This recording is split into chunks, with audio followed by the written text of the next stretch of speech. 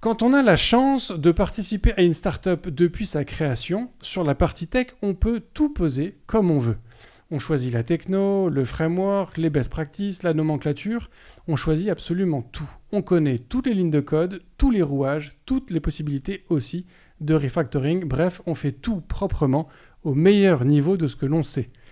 Et on se prépare à des attaques, à des montées en charge, à des évolutions, à des montées de version. Et comme on a tout bien fait depuis le début, on est prêt à tous les scénarios.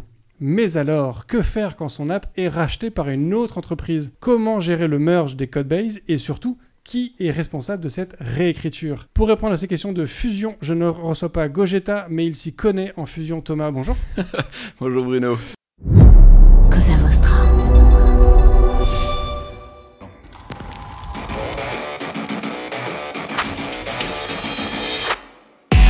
Bonjour, je suis Bruno Soulès, je suis un dev, D-E-V, pour différents, extraordinaires et visionnaires. Bienvenue dans If This Then Dev, le podcast qui veut résoudre le problème avant de passer au dev. Chaque semaine, je recevrai un expert pour décoder un sujet ou une tendance de notre formidable métier d'artisan du numérique. Sans en faire un tuto, nous parlerons d'une techno ou de notre quotidien de dev. Une discussion sans boucle, sans condition, mais compilée, afin d'en comprendre tous les éléments avant de passer au dev. Ce podcast est une production Cosa Vostra, où nous codons comme nous accompagnons nos clients, en étant différents, extraordinaires et visionnaires. Alors Thomas, est-ce que tu pourrais te présenter pour les gens qui ne te connaîtraient peut-être pas ? Bien sûr. Bien enchanté, moi c'est Thomas van der Straten et comme mon nom l'indique, je suis basé à Bruxelles en Belgique et j'ai le plaisir d'être Engineering Director chez Usign depuis presque 1 an maintenant. Je t'ai vu éclater de rire sur la ref à Gogeta. Est-ce que tu vois qui c'est du coup Gogeta ou... Mais non, moi je suis encore arrêté à Goldorak, mais je me dis que ça doit être dans ces eaux-là ou rien à voir. Alors c'est un manga aussi, ouais, mais parce que c'est la fusion entre Sangoku et Vegeta. Ah, parce que du coup dans Dragon Ball Z ils peuvent fusionner quand il y a un ennemi qui est trop méchant, quand il y a un méchant qui est trop dangereux. Donc voilà, c'était juste fusion, tu vois, Gogeta. Bref, voilà. Si vous l'avez, n'hésitez pas à mentionner votre fusion préférée Dragon Ball en commentaire de ce live ou sur les réseaux sociaux. Voilà, c'est aussi un moyen de participer à ça. Thomas, donc du coup effectivement tu as cette expérience, donc tu as créé une première entreprise qui a été rachetée par Usign. Avant d'évoquer cette acquisition, est-ce que tu peux nous raconter un peu ton parcours dans un premier temps ? Eh bien écoute, moi à la base j'ai étudié l'équivalent de Polytech en mathématiques appliquées et puis directement après, plutôt que de travailler dans l'ingénierie, je suis passé du côté obscur de la force, directement dans le business en fait. Et pendant 3 ans et demi, j'étais consultant en stratégie. Donc vraiment rien à voir avec le dev. Mais petit à petit, dans ces missions que j'avais un petit peu partout en Europe, je me suis rapproché du secteur de la digitalisation des acteurs financiers. Ce qui m'a amené petit à petit à un moment me dire ok, la digitalisation c'est bien, mais en fait j'ai envie de mettre vraiment les mains dans le cambouis, faire des slides, donner des conseils aux gens et tout, c'est bien. Maintenant je veux coder et en fait j'ai fait un bootcamp, le Wagon, tu connais peut-être, très très intéressant. Le slogan c'est Change your life, learn to code et je peux dire que ça a radicalement changé ma vie parce que après avoir fait ce bootcamp, en fait j'ai démissionné de mon rôle de consultant. J'ai lancé une première société qui était un courtier d'assurance en ligne qui existe encore maintenant. J'étais CTO. Mon premier commit, j'ai failli pleurer tellement j'avais peur, c'était assez marrant. Entre-temps, pas mal d'eau a coulé sous les ponts, j'ai fait ça pendant 3 ans et puis je suis sorti de la société, j'ai revendu mes parts. Ce qui m'a amené à lancer Canyon. Canyon, c'était il y a à peu près 3 ans.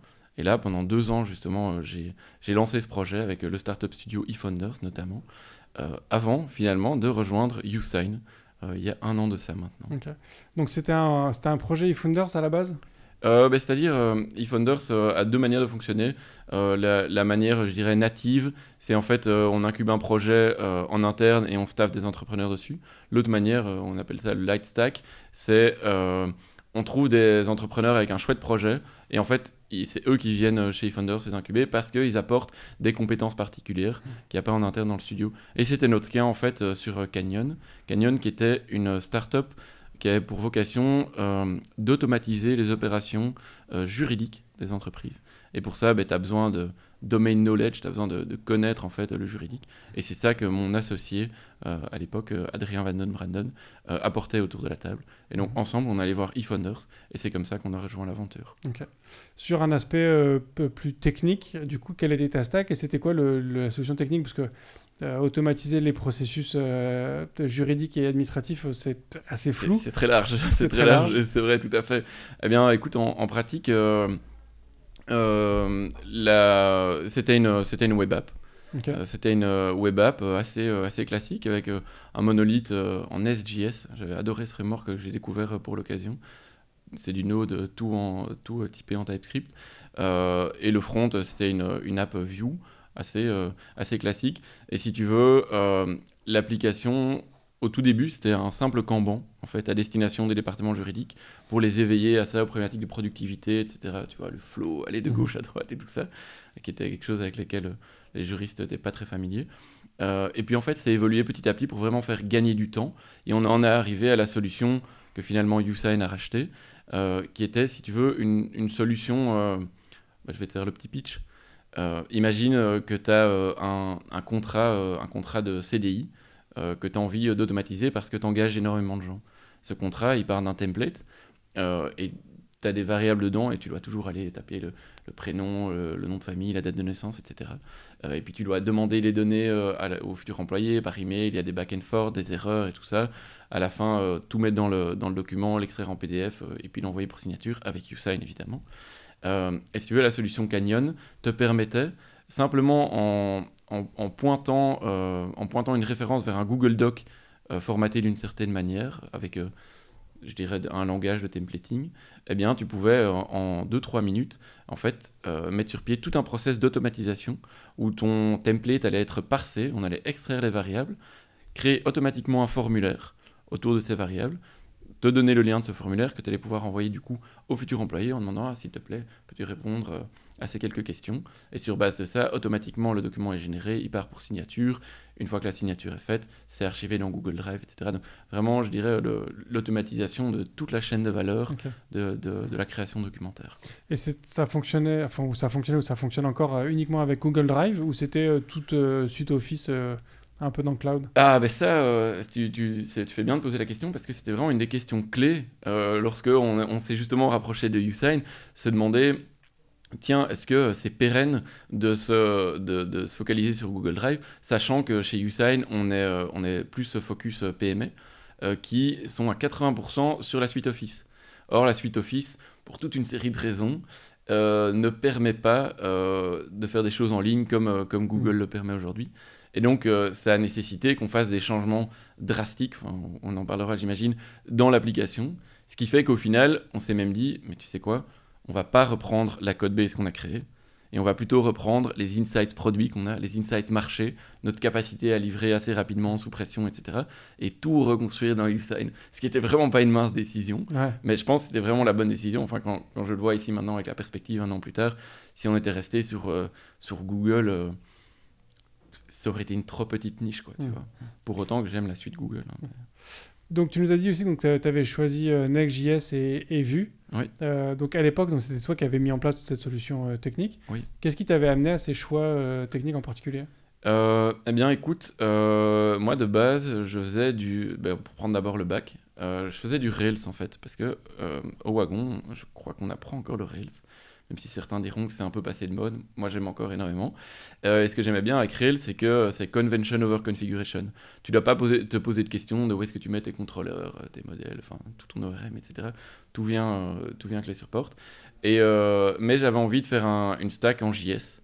Et en fait, Nest, à l'époque, m'a apparu comme le framework le plus opinionné qu'il y avait en JS. À l'époque, c'était encore un tout petit peu un pari parce que c'était il y a 3 ans, le framework était moins populaire. Maintenant, ça a vraiment encore bien grandi. Et d'ailleurs, je pense pouvoir dire que la plupart des projets eFounders aujourd'hui sont sur le stack Nest dans le back. Et alors sur le front, eh bien Vue, pourquoi j'étais arrivé sur Vue? C'est parce que Vue te permet, au contraire d'un React, de venir... tu vois, mettre faire du progressive enhancement dans ton application. Et c'était bien utile à l'époque où je faisais du Rails, qui était du coup full stack, front et back. Tu pouvais venir mettre dans les templates ERB des petits snippets de Vue, juste quand on avait besoin, sans embarquer tout le framework. Et donc, c'est comme ça que j'ai appris petit à petit Vue. Et en fait, c'est venu tout naturellement quand j'ai lancé Canyon. J'aimais beaucoup. Quoique maintenant, je sais que eFounders, typiquement, ne fait que du React. Parce que voilà, je pense, à la fin, le plus important quand tu choisis un framework, c'est quand même la disponibilité du talent. En tout cas, si tu dis que tu vas grandir un jour, etc. Et donc, en ce sens, prendre le framework le plus populaire, simplement, quoi. Donc, du coup, en tant que CTO, donc pendant 2 ans, c'est ça, sur Canyon. Exactement, oui. Tu as été amené, du coup, à constituer une équipe. Oui. Déjà, quelle était la taille de ton équipe au bout de 2 ans et quelles étaient j'ai envie de dire, d'un côté, les valeurs, mais aussi les règles que tu as imposées. Tu vois, est-ce que tu avais une nomenclature particulière? Est-ce que tu avais un rythme particulier? Tu vois, comment est-ce que tu avais construit cette équipe au fur et à mesure? Écoute, c'est une chouette question, parce que c'est au final la plus belle aventure qu'on retient, c'est l'équipe. Enfin, je dirais pour toute une série de raisons ici. Mais quand on s'est fait racheter par Usign, en fait, on était que 4. Donc il y avait Adrien, mon associé, qui était CEO, moi-même CTO, et alors 2 super devs qui nous ont accompagnés quasi toute l'aventure, qui étaient tous les 2 dans le front, Nick et Greg. Alors qui pour le coup n'était pas du tout basé en Europe. Nick était basé en Moldavie et Greg en Arménie. Et dans justement les belles histoires, en fait, dans le cadre Canyon, Greg en fait a déménagé à Paris. Okay. Mais voilà, c'était une aventure, ça lui plaisait. Et en fait, aujourd'hui, il habite encore à Paris. Donc, c'est très chouette parce qu'il est encore chez Usign.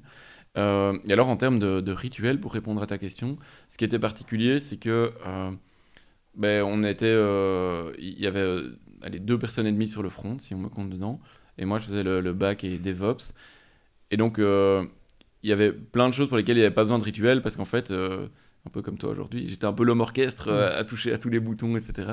Mais néanmoins, je pense, finalement, quand tu as une taille d'équipe aussi petite, finalement, c'est quoi le but des rituels? C'est de créer du lien, quoi. Vraiment d'avoir des moments réguliers pour connecter. Et créer du rythme, en fait. Okay. Alors tu peux les appeler des dailies ou des stand-up ou des status updates ou whatever, peu importe, du moment qu'au moins une fois tous les 2 jours tu te vois et tu t'énergises et tout ça, quoi. Moi, à l'époque où j'étais CTO, donc c'était avant d'arriver chez Cosa Vostra, j'étais CTO d'une startup aussi. On était une petite équipe parce qu'on est monté à 5 personnes au maximum, donc on est toujours resté une petite équipe de dev. J'avais quand même certaines règles que j'imposais à mon équipe. Une de mes lubies notamment, c'était faire en sorte que quand tu arrives sur un bout de code, tu ne puisses pas savoir qui l'avait codé, parce que du coup, tu vois, ce soit suffisamment bien intégré dans l'environnement pour que tout code ressemble à tout le reste du code, donc que ce soit vraiment fait de la même façon. Est-ce que toi aussi, tu avais comme ça un petit truc, une espèce de petite lubie ou une petite marotte où tu disais non, attends, ici, chez Canyon, on fait comme ça? Ah, j'adore. Écoute, malheureusement, j'ai pas tellement pu mettre ça en place pour la raison que on travaillait d'une manière un petit peu bizarre, en fait, dans le front en particulier, là où on devait s'organiser à 3. C'est-à-dire que Nick, lui, était hyper techos, quoi. On disait tout le temps, il faisait vraiment le bac du front. C'est un gars il avait fait des commits sur Vue, sur React. Tu vois, vraiment, il était dans le dur du dur, quoi. Donc, il s'occupait de la gestion de la data, etc., de faire tout passer en TypeScript, typiquement, et tout ça. Et un peu le développeur experience, quoi. Et donc lui il était focalisé là-dessus. Greg était focalisé à fond sur l'UI. Il a vraiment un gros spike pour le design, beaucoup d'empathie avec l'utilisateur, etc. Et alors moi je venais, si tu veux, prendre tous ces composants UI sur un socle technique bien solide pour venir faire de la feature. Donc en vrai j'ai déploré plusieurs fois cet état des choses parce que je trouve que il faudrait être tous un peu multifonctionnels parce que sinon ton bus factor, tu vois, genre, ta dépendance à une personne, elle est énorme. Et en fait, ici, il se fait que c'était la meilleure manière de motiver les devs, c'est de leur donner ce qu'ils préféraient. Parce que, voilà, il fallait les garder motivés. Je veux dire, quand tu démarres ta startup, il n'y a rien qui va, ton business, c'est zéro et tout ça. Et donc, il faut au moins que les gars puissent s'éclater un petit peu et faire du coup des entorses à certains principes, quoi. Ouais. Alors, juste rapidement, bus factor, on ne parle pas d'un bus au sens informatique du terme. Ah non. C'est pas un bus de données. Est-ce que tu peux nous préciser ce que c'est que le bus factor? Bah oui, bus factor, c'est en fait, pour le dire crûment, combien de personnes peuvent se faire écraser par un bus dans ton équipe avant que tu aies perdu de la connaissance indispensable. Je pense que c'est comme ça qu'on peut le dire. Et donc, si tu as un bus factor de 1, ça veut dire que tu as quelque part dans ton équipe un gars, une fille qui concentre trop de connaissances, et si cette personne part de l'entreprise, elle n'a pas besoin de se faire écraser par un bus, Dieu merci, eh bien, tu es dans la merde, tout simplement. Et donc, moi, j'aime bien mettre le bus factor en regard d'un chouette dicton qui est que personne ne peut jamais être indispensable. Et donc voilà, on doit tous travailler pour ça. Oui, parce que en fait, l'idée, c'est quand on se prend un bus, tu disparais vraiment du jour au lendemain de l'entreprise. Ouais. Ce qui est la situation la plus extrême, évidemment, qui peut se présenter. Mais c'est vrai que quand tu as une personne qui est hyper centrale, hyper pivot dans une entreprise et qu'elle décide de partir, t'as parfois, au mieux, tu as 3 mois de préavis. Mais c'est très court quand tu as quelqu'un qui est pivot. Donc il faut effectivement éviter de dépendre d'une personne qui a tout le savoir et toute la connaissance. Intéressant, ouais, donc du coup, cette approche donc, de construction de ton équipe, où du coup donc, chacun avait un petit peu des rôles à part. Donc toi, en tant que CTO et donc cofondateur de cette entreprise, vous avez été... ça s'est passé comment l'acquisition avec YouSign? C'est eux qui vous ont approché, ça s'est fait petit à petit, les discussions qui se sont menées. Tu vois, comment tout ça s'est mis en place? Eh bien, écoute, tant qu'on est dans les citations et les proverbes, mon cher associé Adrien disait tout le temps, une boîte, ça ne se vend pas, ça s'achète. Et ça, je crois que c'est vraiment un très bon truc à garder. Il ne faut jamais avoir l'air d'être en train de demander ou quoi, mais plutôt faire ce que tu fais de mieux et en fait créer des contacts petit à petit et laisser les opportunités venir à toi. Et je pense que c'est ça qui s'est passé avec YouSign parce que l'histoire, elle est assez marrante. Finalement, YouSign, en fait, qu'on connaissait parce que YouSign est aussi une boîte eFounders, mais on savait qu'ils recherchaient un logiciel de gestion de contrats. Donc, il se fait que Canyon gérait aussi les contrats en plus d'automatiser tout ça. Et donc, on s'est rapproché des personnes qui s'occupaient de ça dans l'entreprise. Et ils nous ont dit, vous tombez un petit peu tard parce qu'on on est déjà très loin dans un POC, un Proof of Concept avec une autre solution, on a déjà le budget, etc. Mais néanmoins, vous savez quoi, faites-nous toujours une petite démo, un petit loom, une petite vidéo, et on va faire circuler ça en interne, on verra si ça peut être intéressant. Et il se fait qu'en fait, c'est remonté jusqu'aux oreilles jusqu'aux yeux du COO, Alban Sayag, qui est maintenant co-CEO chez YouSign, et qui a tout simplement dit « Ah, mais c'est marrant cette solution, si plutôt que d'acheter le produit, en fait, on achetait la boîte. » Parce que tu peux l'imaginer, tout ce qui est gestion de contrat, automatisation de documentaire, c'est finalement très naturellement complémentaire avec une solution de signature telle qu'on fait chez YouSign, quoi. Ouais. Tu nous as dit tout à l'heure que vous avez fait le choix de ne pas récupérer votre code base, mais du coup d'intégrer votre savoir. Est-ce que ce choix-là, il s'est fait avant la signature de toute acquisition ou est-ce que ça a été décidé après? Écoute, ça s'est fait avant parce que c'était un des éléments majeurs dans la phase de négociation. Donc en général, une phase de négo comme ça dure au moins 6 mois. Ici, on a eu énormément de chance, les astres s'alignaient vraiment bien, notamment parce que tu avais la bonne fée eFounders derrière, qui évidemment voyait aussi l'intérêt à faire une consolidation de portfolio, on va dire, avec 2 solutions vraiment complémentaires. Et donc, finalement, on a réussi à compresser ça sur 3 mois, mais le cœur des discussions, c'était vraiment, tiens, est-ce qu'on va reprendre la tech ou pas ? Parce que c'est comme ça qu'on va valoriser différemment le rachat, tout simplement. Valoriser le rachat et puis le défendre aux yeux des investisseurs pour dire, les gars, on reçoit la valeur pour notre argent, quoi. Ouais. Et donc, c'est vraiment, une fois qu'on a stabilisé ce choix technique, alors on a pu aller plus dans les détails, etc. Mais je dois dire que pour moi, c'était un exercice intellectuel vraiment intéressant parce que tu sais que plus tard, c'est toi qui seras aux commandes de ce produit. Enfin, on s'était dit, voilà, l'intégration sera faite par les gars du YouSign. Et donc, tu veux pas te rater, tu veux vraiment que le produit il soit hyper bien setup. Tu veux pas te prendre une code base qui pourrait pas fitter avec la code base actuelle. Tu veux pas te focaliser sur Google Drive quand tu sais qu'il y a Microsoft. Mais en même temps, tu sais que tu as intérêt à vendre un maximum de choses et valoriser le plus ta boîte. Et donc ici, je pense que c'est vraiment le long terme et la raison qui l'ont emporté. Enfin, c'est bien mieux comme ça, quoi. Ouais. Et du coup, on a dû faire quelques concessions. Au final, ça s'est super bien passé, quoi. Parce que quelle était la stack de côté YouSign ? Alors, en fait, très différente. Sur le back, c'est principalement du PHP. On a un gros monolithe en Symfony. Et sur le front, on a du React. Alors, au tout début... Donc, effectivement, ça reste un environnement web, mais c'est 2 environnements techniques vraiment opposés. 2 mondes, quoi. Ouais, tout à fait, ouais. Et au tout début, tu vois, on a clairement identifié que sur le back, on n'allait pas faire vivre les 2 solutions parce qu'il y avait trop de problématiques d'intégration et même utiliser les API existantes de YouSign ou quoi, ça n'aurait pas fonctionné, ça aurait été vraiment bancal. Donc on a exclu le back et puis on s'est dit tiens, est-ce qu'on pourrait prendre une partie du front parce qu'il y a quand même pas mal de trucs sympas qu'on a fait dans l'UI et on a exploré très brièvement la possibilité de faire des micro-fronts, qui est quelque chose que je connaissais pas à l'époque. Tu peux mettre du Vue dans du React en fait. Et puis de nouveau, on s'est dit, ok, on va pour la simplicité, on va tout refaire. Et puis, je pense, ce qui a convaincu tout le monde que c'était mieux de refaire, c'est notamment que, en fait, Canyon, comme je disais, c'était vraiment une toute petite boîte qui, pendant 2 ans, s'est énormément cherchée. Et c'est à la fin de ces 2 ans où on a commencé vraiment à avoir un peu de traction commerciale. Mais avant ça, en fait, tu dois imaginer un CEO et 3 gars tech qui sont en train de balancer des features et des features et des features d'une démo à l'autre. Ok, le client il veut ça, attends, on va laisser du avec telle démo et tout ça. À la fin, le truc, mais c'est un monstre, quoi, tu vois. Vraiment une usine à gaz. Et donc, la portion vraiment utile dans le cadre de l'intégration dans YouSign, mais c'était peut-être, je sais pas, 30% de la solution. Et donc, ça aurait servi à rien de prendre tout le truc avec du legacy qu'on n'allait pas utiliser et tout ça, et s'en encombrer. Et donc, on s'est dit, on va reprendre ces 30%, les simplifier à fond, parce qu'on avait une interface assez complexe. Or, YouSign, vraiment le différenciant, c'est qu'on est hyper simple. C'est ça qui nous démarque de nos compétiteurs. Et on a tout repensé, et grand bien nous en a pris, je pense. C'est vraiment bien mieux comme ça, quoi.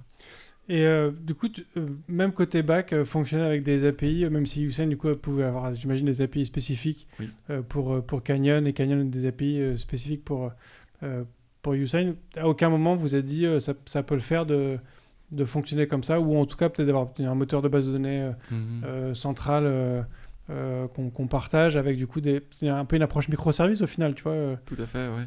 C'est ça, laisser par exemple la gestion des utilisateurs et de l'hôte chez YouSign, et puis faire la gestion des contrats, on va dire, chez Canyon. Et effectivement, on a exploré ça, et même au début, on s'est dit, mais tiens, est-ce qu'il n'y a pas le MVP du MVP qui nous permettrait de passer live en mettant 2-3 API en plus? Parce que dès le début, en fait, Canyon était déjà intégré à YouSign. Pas par des API privilégiés, hein, on utilisait simplement la solution commerciale d'API de YouSign, qui est un de nos gros produits. Mais on avait déjà cette intégration qui existait, quoi. Et puis on s'est dit, en fait, si c'est pour faire un MVP qui va tenir genre 2 mois et puis on va le jeter à la poubelle, laisse tomber, quoi. Donc on a préféré tout refaire from scratch, quoi.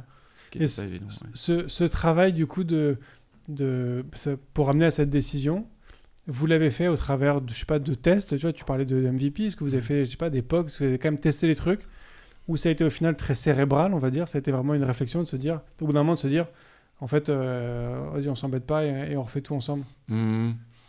Eh bien, écoute, c'était plutôt cérébral. Finalement, on a fait d'un point de vue technique et produit, on a fait 2 exercices en parallèle. D'abord, un exercice de, comme on dit, de due diligence. Donc, s'assurer en fait que en fait, on a bien travaillé chez Canyon, qu'on vient pas avec une code base toute dégueulasse, que je suis capable de gérer une équipe, que les devs, c'est pas des crabes et tout ça. Et pour ça, on s'est entouré enfin, c'est YouSign qui s'est entouré de consultants qui, en fait, nous ont fait passer plein d'interviews, ils ont été regarder la code base. C'était vraiment très, très chouette. Parce que c'est la première fois que je passais un examen, en fait, sur, tiens, est-ce que tu as été un bon CTO? Est-ce que ton stack, il est pourri ou pas? Et vraiment, fait, très, très agréable parce que...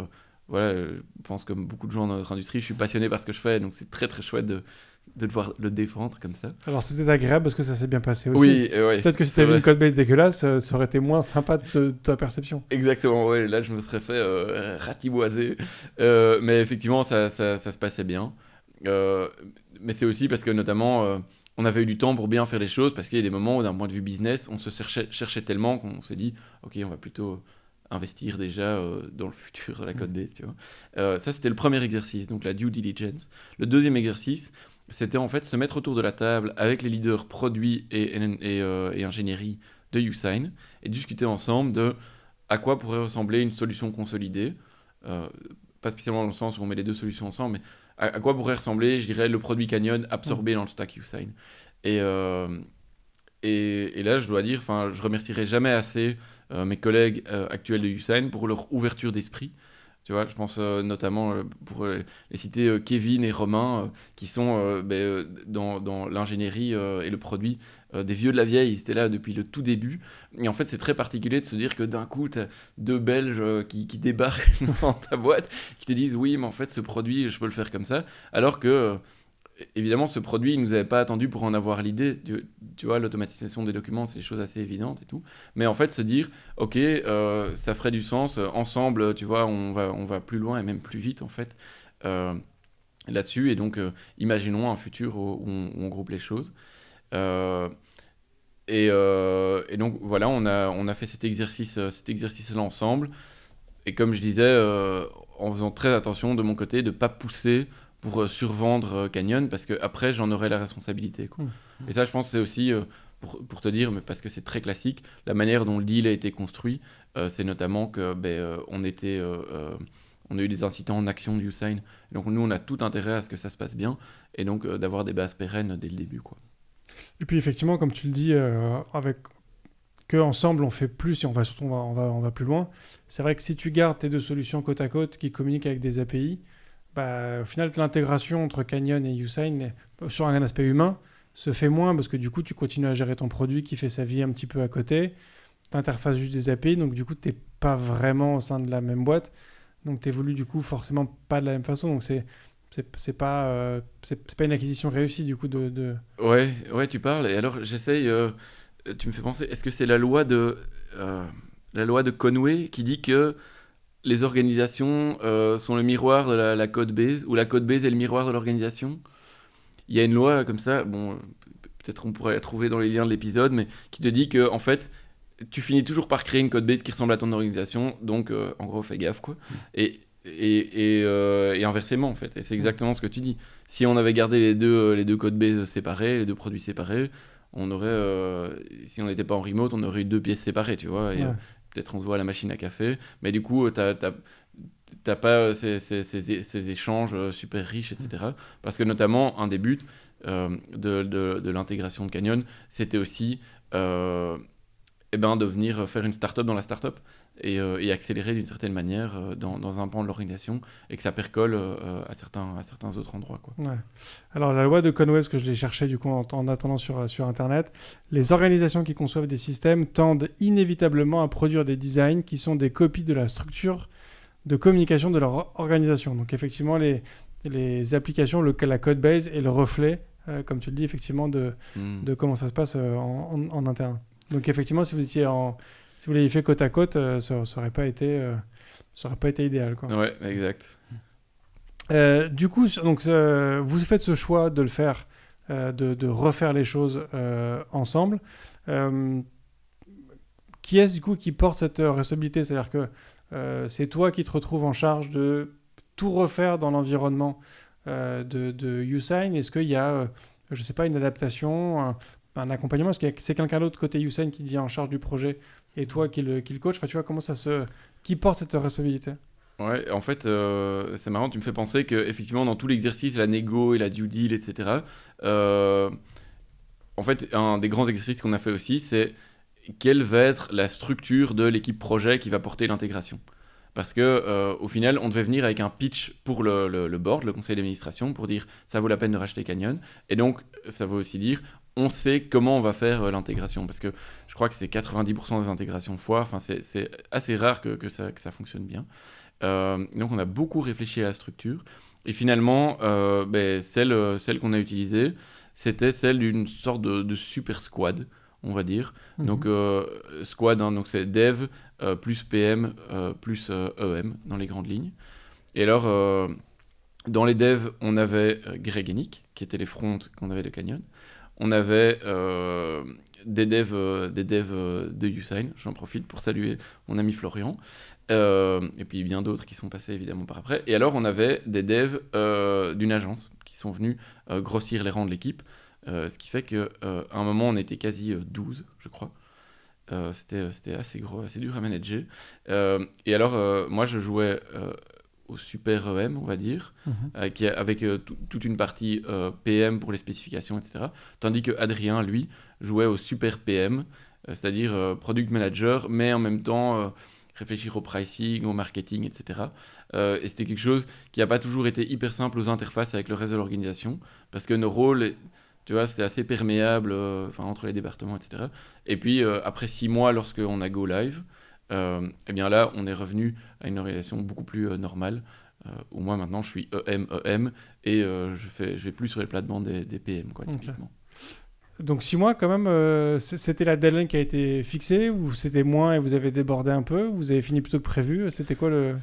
Mais on parle pas... en gros, si tu veux, cette date était prévue depuis avant que Usain rencontre Canyon. Ok. On savait qu'à partir de l'été passé, été 2022, on voulait diversifier Usain et montrer qu'on savait, avec succès, lancer une nouvelle ligne de produits. Voilà, ça fait partie de l'histoire de croissance de Usain. Et donc, nous, quand on est arrivé, on nous a dit, ben voilà les gars, c'est juin-juillet, ce serait sympa que le MVP soit live. Évidemment, on était très très chaud du défi. Et on s'est dit, ben, c'est complètement faisable. Parce que si tu es juste une petite start-up, franchement, 6 mois pour faire ton MVP, c'est OK, quoi. Hein. Je veux dire, tu bouffes pas mal de pizza le soir, etc. Mais tu y arrives. Là, les enjeux étaient différents, évidemment. Et pour moi, c'était des nouveaux enjeux. Je n'avais jamais travaillé dans une organisation de cette taille-là, quoi. À l'époque, on était 130, 150. Et il y avait énormément de problématiques, justement, d'interface, de change management, de s'approprier le stack, de découvrir que certaines parties sont legacy, d'autres sont plus neuves, etc. Et de naviguer ça. Et puis créer aussi créer aussi de l'engouement autour du projet, simplement, que les gens nous supportent. Et c'est comme ça qu'on a réussi, en fait, assez bien, quoi.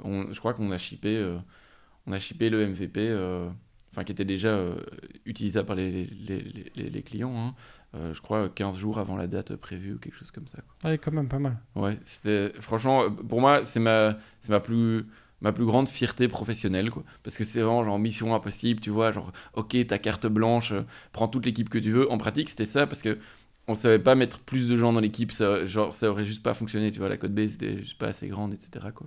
Et en même temps, c'est été aussi, je dois dire, assez traumatisant d'une certaine manière. Enfin, je veux dire, j'en suis revenu, hein, mais le fait de devoir rusher, le fait de typiquement...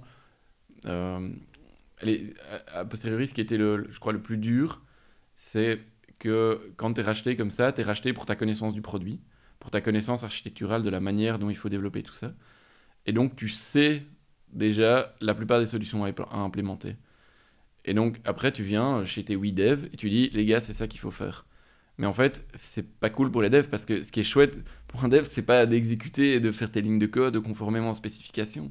C'est justement tout le travail intellectuel, de challenge, de se poser, c'est quoi le problème, est-ce qu'il y a moyen de l'aborder différemment, la revue des solutions potentielles, etc.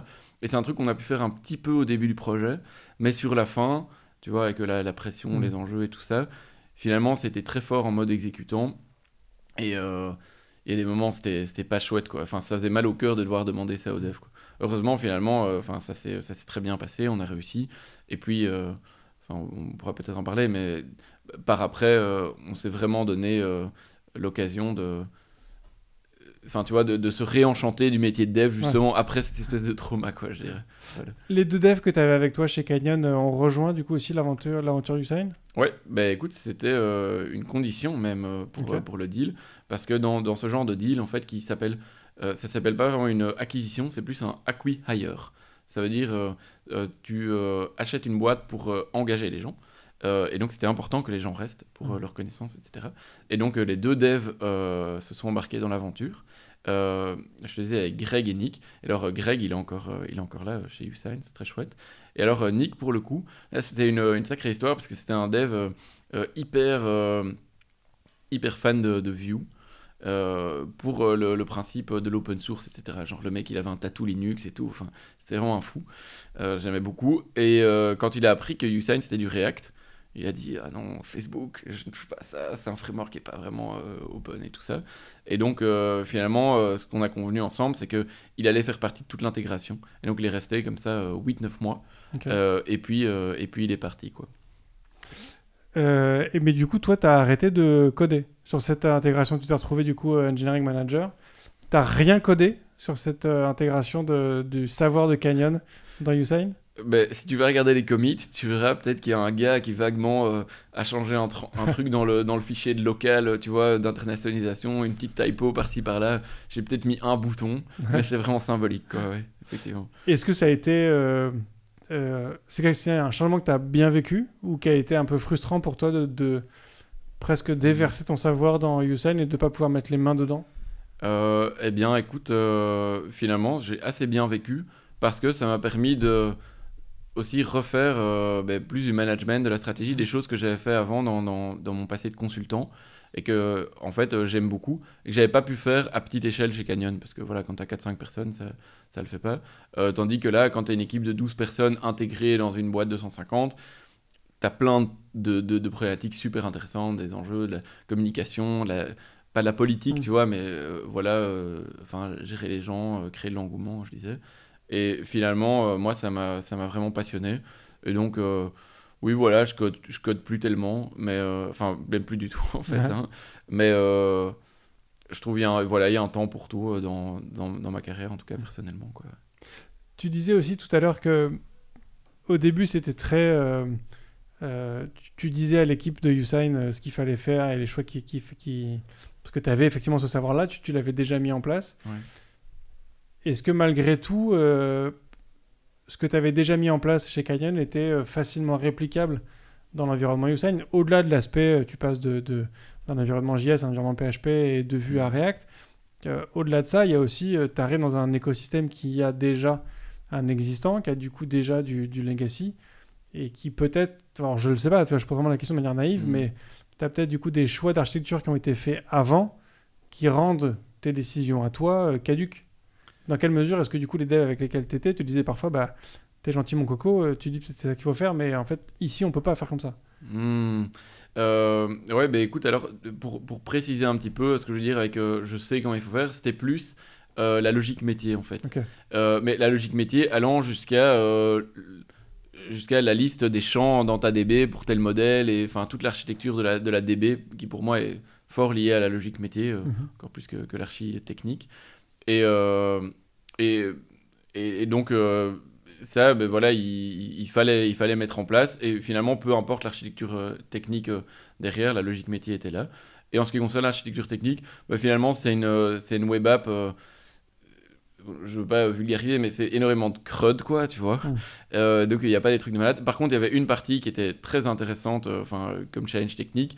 C'est ce qu'on appelle le templating engine, et c'est ce qui permet de prendre ton document Word et en fait de parser les variables et puis de générer un PDF qui va être envoyé pour signature derrière. Et là, on a quand même eu l'occasion de vraiment faire du challenge technique, passage en revue toutes les solutions du marché et tout ça. Et c'est encore le sujet pour moi qui est techniquement le plus challenging sur le produit aujourd'hui, quoi. Ouais.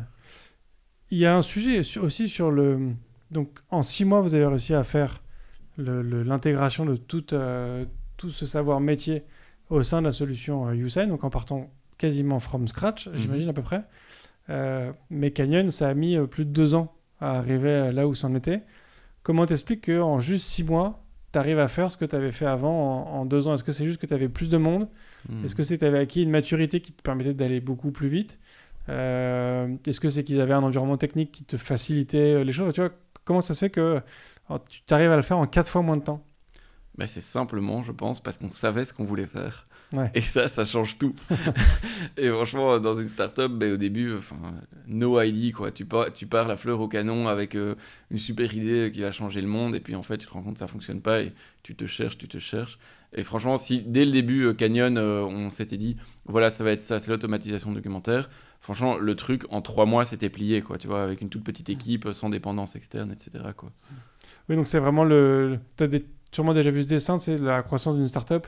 Ça commence par une droite et puis après ça part dans tous les sens, puis après ça refait une droite. Donc, ouais. C'est ce chemin-là que vous avez pu squeezer en fait. Ouais, exactement. Je pense que c'est parfaitement ça. Ouais.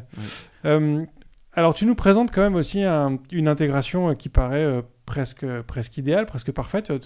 On te voit effectivement souriant. Le projet t'a tenu dans les temps. Tu parles de Usain en disant nous. Enfin tu vois, on sent que ça s'est effectivement bien passé.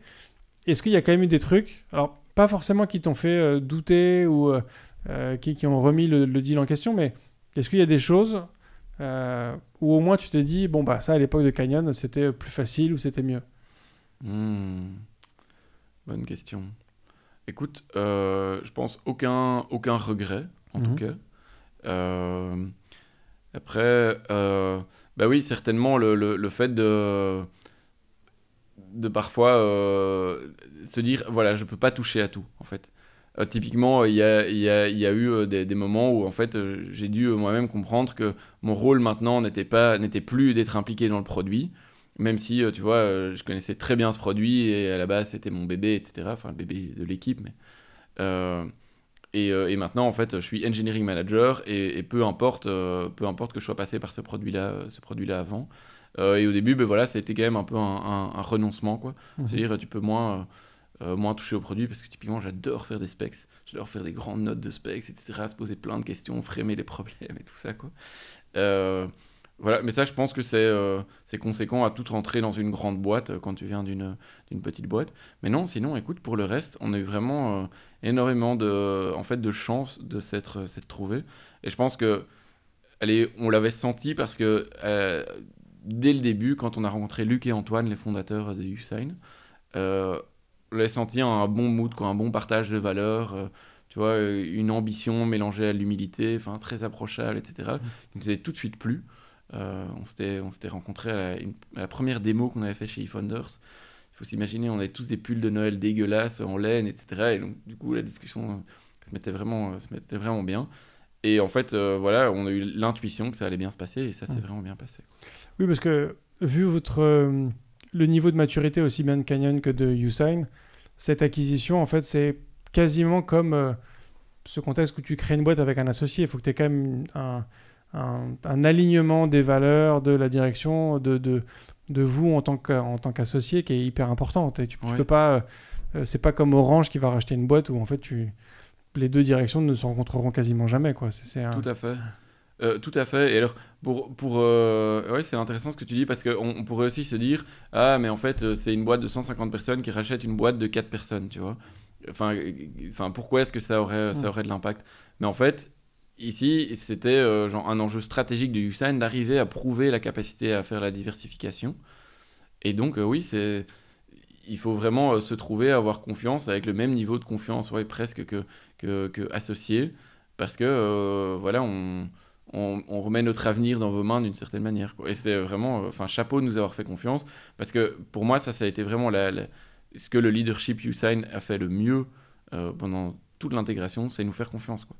Mon CTO, Nicolas, vraiment, il était là sur le côté pour m'aider s'il y avait besoin de quoi que ce soit. Il me disait, voilà, vas-y, lance-toi. Et il n'y a rien de plus, je pense, motivant que de savoir qu'on nous fait confiance derrière pour pouvoir y aller à fond, quoi. Dans cette réécriture aussi de Canyon dans Usign, tu m'avais évoqué, quand on a préparé cet épisode, de l'intervention d'une agence. Pourquoi avoir fait venir un troisième acteur dans ce mariage c'est déjà compliqué, tu vois, cette mise en relation entre Canyon et Usign. Pourquoi en avoir ajouté un troisième dans le mix? Parce que les triangles amoureux, c'est le mieux. Non, t'as raison, c'était vraiment chaud. Ça, pour le coup, c'était un pari. Il n'y avait pas vraiment moyen de faire autrement. Parce que chez Usign, simplement, il y avait déjà tellement d'autres projets. On était short en dev, tout simplement. Et donc, on s'est dit, on va accélérer avec une agence. En plus, si tu veux, c'était pas juste, je dirais, une population de freelance qui vient et qui se met au travail. C'était une agence qui venait avec toute la méthodologie Scrum, etc. Il y avait même un agile coach. Moi, j'avais pas du tout l'habitude de travailler avec ce genre de setup, etc. Donc, au début, j'étais très attention, moi, c'est pas ma manière de faire. Je garantis pas que je vais y arriver si on m'impose des méthodos comme ça, etc. Au final, je pense que malgré tout ce qu'on peut dire du Scrum by the book, etc., qui est parfois un peu trop rigoriste, tu vois.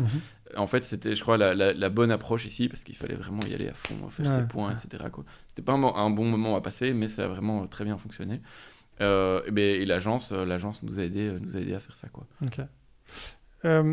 Une fois du coup alors non, avant on va rester sur cette transition aussi, sur cette intégration. Est-ce que tu as vu aussi dans ce côté nouveau départ que tu as eu dans Usign, la possibilité de faire... c'est un refactoring idéal, en fait. C'est-à-dire que tu as passé 2 ans à construire une solution avec, on le sait, tu as sûrement voulu faire que des choses très bien, tu l'as dit, hein, tu as eu un audit de ton code et tu as eu une bonne note, donc tu étais sûrement très bien, mais tu le savais qu'il y avait des choses à refaire qui n'étaient pas parfaitement clean et tout. Tu te retrouves du jour au lendemain avec une équipe de 8 personnes, là où tu étais tout seul avant. Est-ce que c'était un peu en mode ok, cadeau de Noël, je refais un lap en mode hyper clean, on se fait plaisir sur les trucs. Tu vois, comment t'as... Ah ouais, ben, tu me vois sourire avec la grande banane. Effectivement, c'est vraiment le rêve, ça. Ouais. Tu vois, c'est un produit auquel j'ai réfléchi jour et nuit pendant 2 ans. Je connais tous les trucs qui vont pas, etc. Et je me dis, ah, si seulement on avait pris telle décision au début, etc. Et puis d'un coup, on te dit, effectivement, t'as la super équipe, genre tous les moyens que tu veux, etc. En plus, si tu veux, entre le moment où on s'est mis d'accord qu'on faisait le deal et le moment où on a vraiment commencé à taffer ensemble, il devait y avoir, je sais pas, 2 mois, quelque chose comme ça. Et c'était entièrement consacré justement à faire les specs, à faire, tu vois, des premières maquettes, des wireframes dans Figma, etc. Et c'était génial, quoi, le bouillonnement intellectuel, c'est-à-dire on reprend tout à zéro, on reprend toutes les erreurs qu'on a faites et on les enlève de là. Enfin, tout ce qu'on n'avait jamais osé, tu vois, imaginer pour la solution, on a pu les mettre d'un coup sur papier, quoi. Ça, c'était vraiment le kiff ultime, quoi. Ouais. Du coup, dans tout ce que Usign a permis de faire en mieux sur Canyon, quel changement Canyon a eu chez Usign? Est-ce que tu as apporté des choses qui ont amené peut-être même du refactoring dans leur code base ou des changements dans leur organisation, tu vois, dans leur structure de manière plus globale? Mais écoute, il y a eu un changement hyper frappant. C'est tout simplement que les 2 devs, Nick et Greg, ne parlent pas français. Ok. Donc, or, toute la population de devs chez Usign est francophone. Et donc, tu peux t'imaginer l'ampleur du truc que du jour au lendemain, on dit voilà, toutes les communications officielles, le all hands, tu vois, de tous les ingénieurs, etc., c'est en anglais. Il y a eu pas mal de remous au début parce que je dirais ça faisait pas partie du contrat de base, quoi, pour Usign. Mais en même temps, on savait qu'à un moment, voilà, on est une boîte qui grandit, qui s'internationalise, du côté business, produit, enfin, le changement s'est déjà passé. Et donc, il y a un moment, il faut s'y mettre. Et ça a été un gros changement. Et je trouve que c'était aussi assez emblématique d'une volonté de aussi modéliser l'organisation pour être vraiment en mode scale-up, quoi. Parce qu'il faut savoir qu'en même temps que l'arrivée de Canyon, il y a eu aussi l'arrivée de 2 VP, le VP produit et le VP engineering, qui sont en fait maintenant devenus CPO et CTO. Et ben ça s'est accompagné de plein de changements dans l'orga. Et d'une certaine manière, Canyon a été une chouette excuse pour se dire, ben voilà, maintenant, on va changer les manières de fonctionner, etc. Typiquement, la manière de délivrer très vite, etc. C'est quelque chose qu'on essaye d'appliquer aux autres squads, mais de manière beaucoup plus raisonnée, évidemment, que du pur Scrum by the book, quoi. Ouais. Alors, chouette excuse, mais en même temps, ça montre aussi un sérieux de la part de Usign dans cette acquisition, de se dire, en fait, ok, on prend vraiment le contexte au sérieux, et il y a des choses qu'on doit changer, on les change, quelle que soit l'ampleur que ça peut représenter. C'est vraiment en mode... Ça montre aussi que c'est un choix pleinement assumé et qui s'inscrit dans une stratégie globale. Tu vois, c'est pas juste on achète un concurrent potentiel pour éviter qu'il nous fasse de l'ombre à un moment, quoi. Ouais, tu fais bien de le dire parce que ce qui a aussi été déterminant dans le succès de l'intégration, c'est que en fait, le leadership Usign était à fond derrière, quoi. Et voilà, même si c'est un peu chiant à entendre pour certains, on a dit voilà, maintenant on va parler anglais, c'est comme ça, c'est la manière de faire en sorte que les nouveaux devs s'intègrent. Et plein de choses pour que ça se passe bien, quoi. Vraiment, le leadership était vraiment committed derrière. Ouais. Et en même temps, c'est normal, quand tu fais un investissement, tu veux qu'il soit à fond rentabilisé, donc donner toutes ses chances, quoi. Alors, ça me fait penser à une histoire. Il faudrait que je vérifie avec mon frère avant si j'ai le droit de la partager, mais mon frère a bossé chez Skype pendant longtemps. Il a connu du coup le rachat, notamment par Microsoft. Et il me racontait en fait à l'époque que les gars de Microsoft ont débarqué en disant votre solution, c'est très bien, ça marche très bien. On veut en faire la solution par défaut dans Microsoft, sauf que la notion de peer-to-peer n'est pas compatible avec les technos Microsoft. Vous avez 6 mois pour tout réécrire. On ne vous met pas d'API spécifique à disposition. On ne vous met pas d'ingénieur spécifique à disposition. Vous vous démerdez, vous avez 6 mois. Ah ouais, donc tu vois le contexte que vous avez connu est quand même à l'extrême opposé, quoi. Ah ouais, tu parles ici, c'est autrement plus bienveillant qu'en mode vas-y, débrouille-toi, t'as un peu de budget, quoi. Non, effectivement, c'est vraiment un truc, on va y arriver ensemble. Ouais. Alors il y a aussi un point important, c'est que Donc toi, tu étais cofondateur, tu étais CTO, tu étais, alors je vais pas dire seul maître à bord parce que tu avais un associé et tu avais quand même une responsabilité vis-à-vis de l'entreprise que tu étais en train de monter. Mais tu avais du coup ce rôle-là, que du coup chez Usign aujourd'hui, tu te retrouves sur un rôle d'engineering manager. Donc j'imagine que tu n'as plus la même mainmise sur toute la partie tech. Comment est-ce que pour toi, Thomas, ça s'est passé ce changement de rôle aussi? C'est quelque chose qui prend du temps et de l'introspection, je pense, de vraiment savoir en fait qu'est-ce qui te fait kiffer, qu'est-ce qui te donne de l'énergie et d'essayer du coup, je dirais, mouler ton rôle d'engineering manager pour que ça soit orienté vers tout ça. En fait, c'est marrant parce que ça me fait penser à une question que je pose à tous les engineering managers en recrutement qui étaient au début des devs, la plupart. Je leur demande, tiens, mais qu'est-ce que ça t'a fait de passer de dev à EM, quoi. Et c'est à chaque fois une introspection de se rendre compte qu'en fait, ils aimaient vraiment beaucoup faire du management ou ils aimaient vraiment beaucoup faire de la communication, des choses comme ça. Et je pense que finalement, le fait de passer CTO à engineering manager, c'est d'une certaine manière la même chose, quoi. Tu vas te spécifier un peu plus dans ton travail et donc aller choisir les quelques trucs qui te font vibrer, sachant que ce qui est génial, je trouve, avec le boulot d'engineering manager, c'est que t'as pas deux postes qui sont les mêmes, quoi. Genre, t'en as qui sont très techniques, d'autres très organisation et tout ça. Donc t'as pas mal de latitude là-dedans, quoi. Il y a peut-être aussi une question de différence d'échelle, c'est-à-dire qu'un engineering manager dans une boîte de 150 personnes et CTO d'une boîte de 4 personnes, en fait, les fonctions sont peut-être même plus élevées dans un poste d'engineering manager. Tu vois, moi j'ai créé quelques startups, j'ai été CTO dans plusieurs startups. En vrai, j'étais CTO, mais j'étais le seul dev de la boîte. Donc en fait, j'étais surtout dev en fait avant d'être CTO, quoi, tu vois. Tu me proposes un rôle de CTO dans une boîte de 4000 personnes, je sais pas faire parce que j'ai jamais eu cette. Donc tu vois, c'est pas t'as pas juste le rôle, t'as aussi une question de dans quoi ce rôle s'inscrit, quoi. Tout à fait, et c'est intéressant ce que tu dis avec cette question de l'échelle, et j'ai un exemple qui me vient en tête, c'est la définition de la culture. Alors avec mon associé, on était très à vouloir beaucoup formaliser les choses, etc. Et donc même quand on avait, je pense que on n'était que 3 personnes dans l'orga, on avait fait un workshop culture. Enfin, genre les mecs qui se gourent tellement de priorités, quoi, tu vois. On avait fait dans Notion et tout, avec des trucs qui rimaient en anglais et tout ça. Vous aviez fait un séminaire de 7 jours pour réfléchir limite, quoi, tu vois, genre prendre un motivational speaker. Et c'est parce que c'est un truc qui nous faisait kiffer, quoi. Et finalement, ça n'avait vraiment pas lieu d'être à cette échelle-là. Tandis que justement, ici, on est en plein milieu d'un exercice de définition de notre culture chez les ingénieurs chez Usign. Et c'est génial, quoi, tu vois, genre j'ai commencé le truc, c'était une enquête qui est envoyée à 50 personnes, où tu as l'input de tout le monde pour construire la culture ensemble et tout. C'est l'éclate, et effectivement, c'est l'échelle qui le permet, quoi. Ouais, carrément.